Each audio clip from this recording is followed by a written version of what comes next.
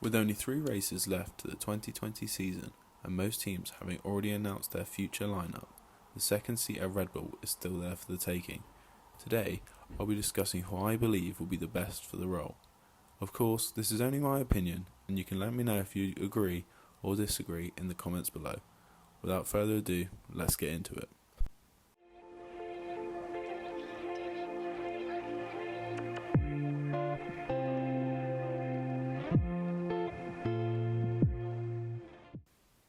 To determine who's the best man for the job, I'll be rating each driver on a scale of 1 to 10 in 4 different categories, the first being experience. To compete with Mercedes in the coming seasons, they need to have a driver who has the experience in the sport and knows when to push in those all-or-nothing races. The second is potential. Red Bull like to invest in new talent who they can look to build a team around and support for years to come. The third being race form. In seasons prior, they have lacked a second driver who has been able to step up when a chance is there and support Max in taking the fight to Mercedes. Whoever they choose, he's going to have to be able to bring back podium winning places regularly to have any hope of them winning the Constructors' Championship. The fourth category is financial backing. Whether we like it or not, the sport of Formula 1 has to take sponsors into account. The better the funding, the more money that can be spent on improving the car and winning races.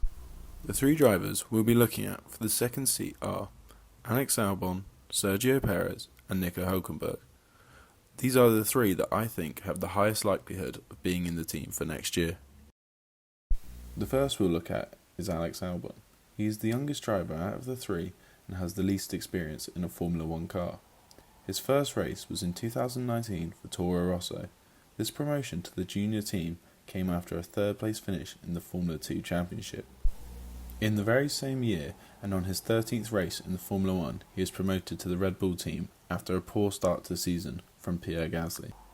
From here, he had a string of great performances that helped him place 8th in the Drivers' Championship. I'm going to give Alex a 5 for experience. He knows the team after racing with them for a year and a half, however, hasn't been in Formula 1 as long as the other drivers on this list. What Alex Albon lacks in experience, he makes up for in potential. He had a good rookie season in 2019, however, the 2020 season has not been great for him so far. Despite this, I believe he has great potential for the future, and I rate him a 7. In recent races, such as the Turkish Grand Prix, he has shown that he has what it takes to compete at the top of the sport. Despite this, bad luck and driver errors at crucial times have meant that Alex has had a hard time at finishing near the top of the points this year, and his poor form have left many wondering how safe his seat is. For these reasons, I'm going to give him a 6 on recent race form. Alex is sponsored by Moose Cider and MDM Design. However, the biggest advantage for him is a large portion of Red Bull is Thai owned, which helps as Alex is from a Thai heritage and races under the Thai flag. I'm going to give him a 7 for this category. The next driver we're going to consider is Sergio Perez. He is currently driving for Racing Point, soon to become Aston Martin Racing, and in the coming season will be replaced by Sebastian Vettel. This could be a whole video in itself, so we're going to leave that there. He is 30 years of age and has been in Formula 1 since the 2011 season, giving him a lot of experience in the 4 teams that he has raced for. Beginning his career as Sauber for the first 2 seasons, then moving to McLaren. He only stayed at McLaren for 1 season before moving to Force India, which has later become Racing Point. I'm going to give him an 8 in experience. Although much older than Alex Albon, he still has great potential in the second Red Bull seat. In the past, Red Bull have liked to go with younger drivers, however this hasn't worked out in recent seasons, so they might choose to go for more experience. In my opinion, he has huge potential if he gets a seat. For this reason, I'm going to give him an 8. Recent race form is where Sergio Perez shines.